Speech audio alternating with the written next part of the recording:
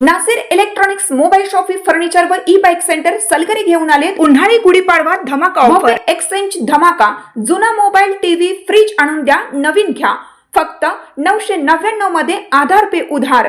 बजाज फायनान्सच्या साहाय्याने 0% व्याजदर। कोणत्याही वस्तू खरेदीवर लकी ड्रॉ कुपन। लग्नासाठी फर्निचर व भांड्यांवर 30% पर्यंत सूट। मोबाईल खरेदीवर 1199 चा ब्लूटूथ हेडफोन फ्री। आमचा पत्ता शाखा क्रमांक 1 पोस्ट ऑफिस समोर सलगरे। आजच भेट द्या आणि ऑफर्सचा लाभ घ्या। प्रत्येक बातमीतील घटनेच्या वास्तविकतेची तुलना थेट पाहत रहा चांगली अपडेट।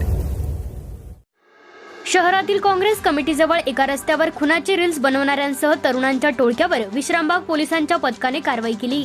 काल आणि आज सलग 2 दिवस पोलिसांनी ही धडक कारवाई केली। 7 अल्पवयीन बालकांसह 15 जणांना ताब्यात घेत पोलिसी खाक्या दाखवण्यात आला। शहरातील अनेक ठिकाणी काही तरुण खुलेआम हत्यारे घेऊन रील्स बनवत आहेत, तसेच नशेखोरीही केली जाते।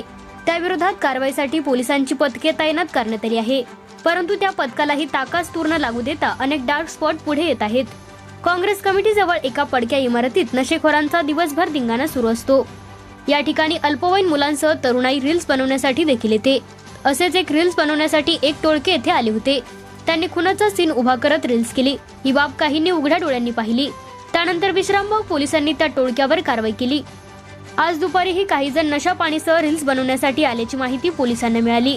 त्यानुसार एलसीबीचे निरीक्षक संजीव झाडे, विश्रामबागचे निरीक्षक सुधीर भालेराव यांच्यासह पथक दाखल झाले। त्यांनी घटनास्थळी असणाऱ्या टोळक्याला चांगलाच खाक्या दाखवला।